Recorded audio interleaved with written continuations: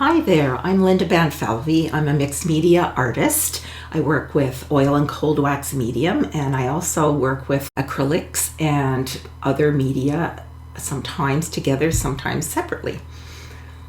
In this demonstration, I'm working with oil and cold wax, and I am going to be doing a small 16-inch by 16-inch square landscape painting that has water and trees and some fall colors, just to try to loosely paint the illusion of this landscape. And I'm using loose gestural strokes, painting with transparent colors initially, as you can see here.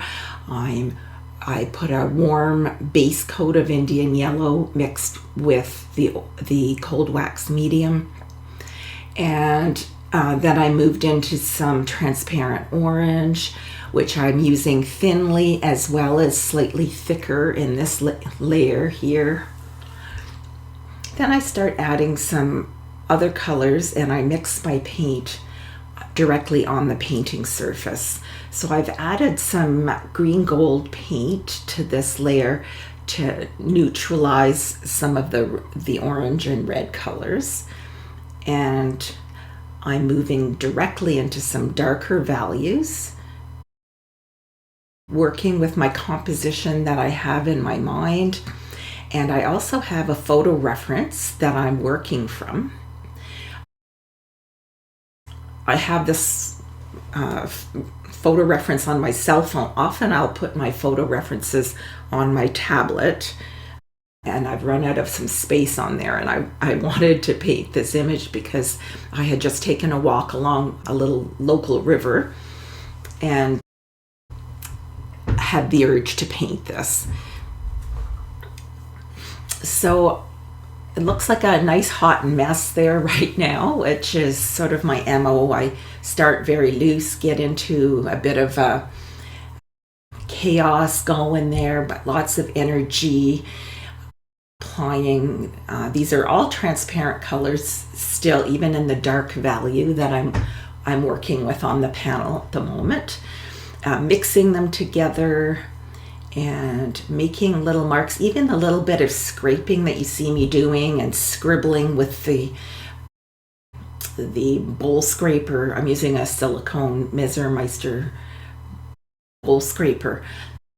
All the little marks that I'm making with it, even if there isn't paint on it, eventually will affect my subsequent layers.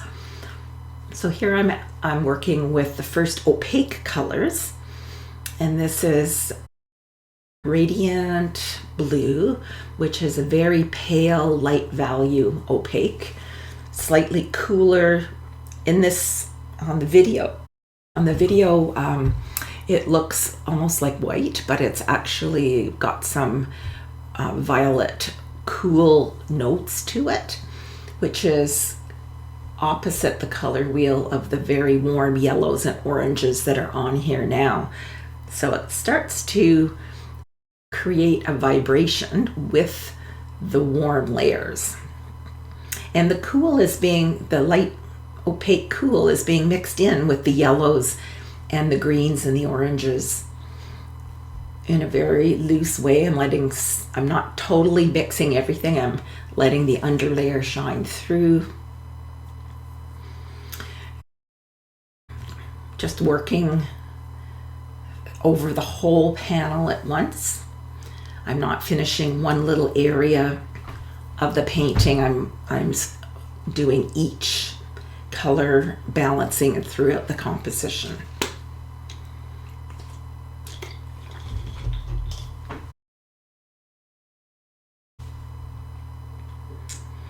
And I'm blending with the flat edge of the scraper, making little marks there that might indicate, the illusion of the water meeting the edge of the land mass.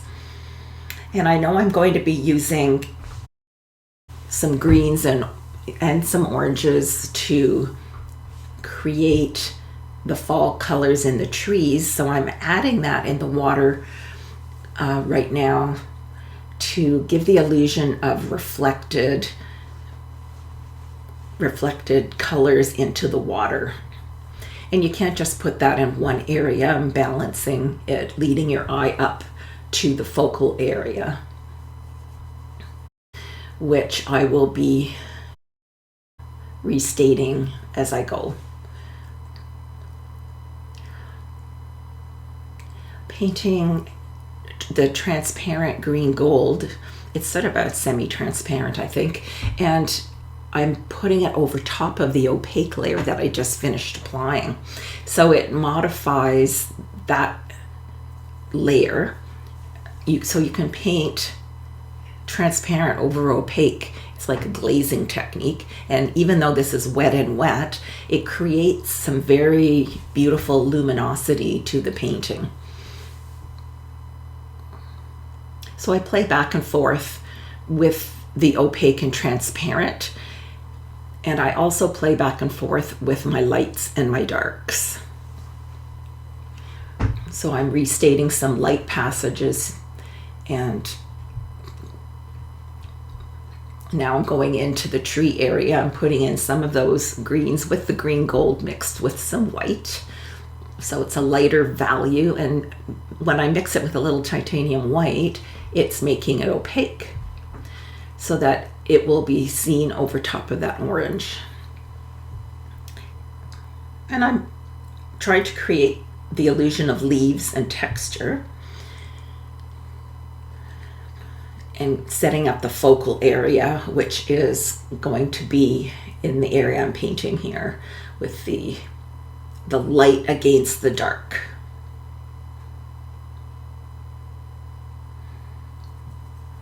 And balancing it across the landscape.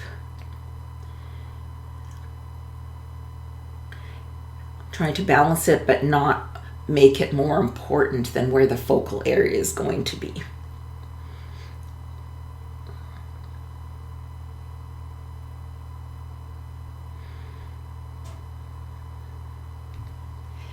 And I enjoy using this tool to apply large areas of paint that you can spread out thinly.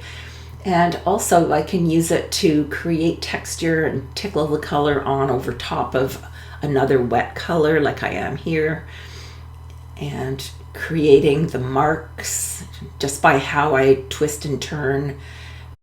It's like using a palette knife, except it has many surfaces that I could use. Pointy part, the flat part.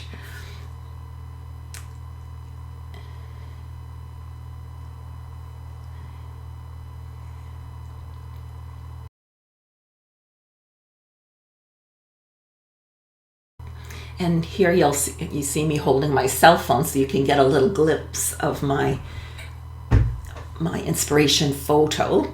And I'm not reproducing the photo exactly, but what I'm interested in is making sure that my lights and my darks are approximately right, because it doesn't have to be spelled out photographically, but if you place the lights and the darks so that it gives the illusion of depth in the landscape and leads your eye, so that I can show people what I want them to see. Look here and follow this dark pattern up to my focal point.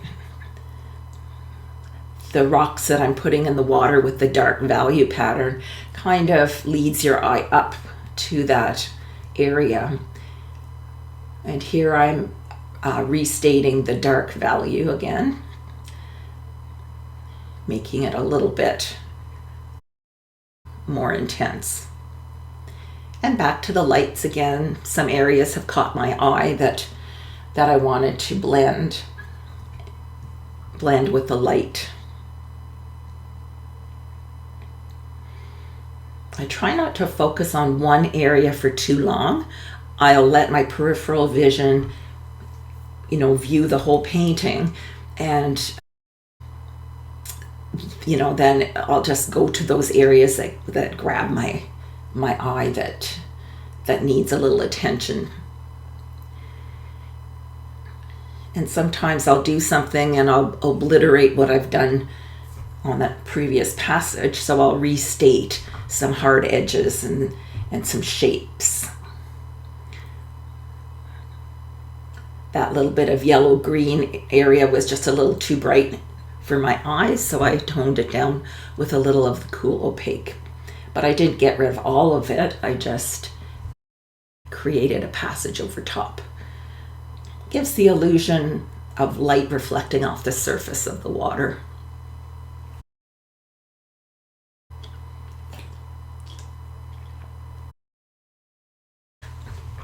And I'm tucking some more dark, transparent underneath my focal area to contrast with the lighter leaves of the tree that's kind of overhanging the water.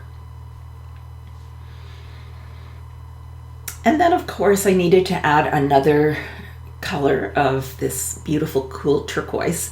I love the combination of turquoise with the yellows and the greens that I've been using, and the orange. And so I'm just playing with a layer of that turquoise, and it's also an opaque color.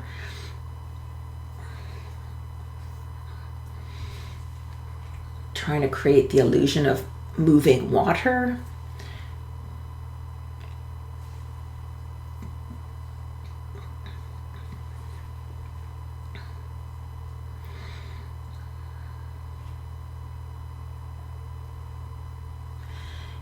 And here I'm adding some more of that pale radiant blue over top of the radiant turquoise.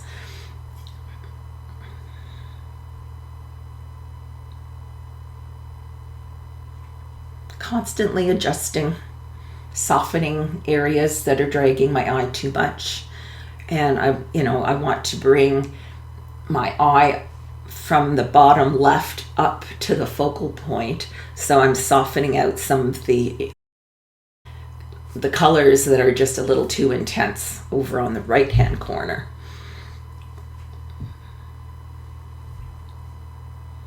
And this is an intuitive response to the paint. As I'm painting, I'm responding to what I see and how I feel about it.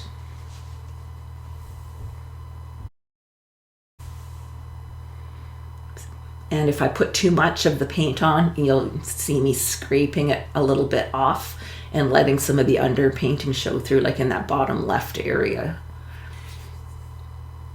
And because I added the turquoise into the water, I'm going to balance that up into the sky, because essentially the colors in the water are a reflection of the sky colors. Creating with little marks and movement of paint. Adding a few more dark valley stepping stones up to my focal point. Such a fun process. I just feel this is a real freeing way to paint from a very loose underpainting drawing, and then I just keep modifying. Oh, maybe there's too much dark here, I'll add a little more light and soften the edge. And then if I need to restate the dark here to create that contrast that I'm looking for in that focal area. Put it on, scrape it off.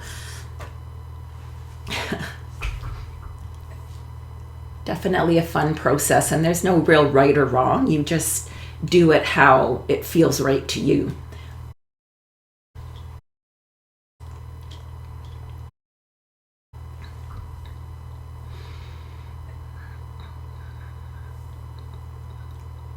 Modifying with little light over top of the green and trying to keep my eye leading it so it continues on.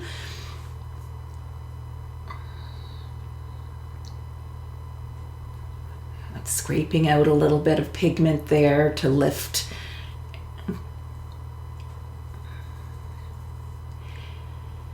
And this tool is so versatile. You can add the paint, and then I'm just scraping into the wet layers to create marks that make the illusion of tree trunks. Then I can leave some of them light, like you can see the light ones, and sometimes you can drag some dark paint up into the light areas. And where I scrape back to the underpainting, I can go and restate those areas. If it's too light, I can go in with some dark paint over top. So it's just a fun way to play with shapes, and light over dark, dark over light, and keep the eye moving around and interested. That's leading me to the focal area, some tree trunk marks, balancing that throughout. And then I have a little tool that I'm using here that's a little pottery tool that I love to use for scraping and making marks into the wet layers of paint. If I overdo it, it's easy just to soften it out, either with my finger or like there. I use my fingers to smudge if it's too hard an edge. Sometimes I'll use the little silicone scrapers.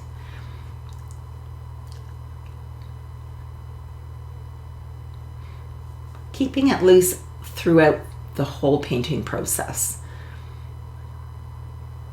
But when you look at it, it looks like a realistic landscape painting from a distance, even though it's just marks and splotches of paint. It's all about value, shape, and color, and how you arrange them. And there you have it.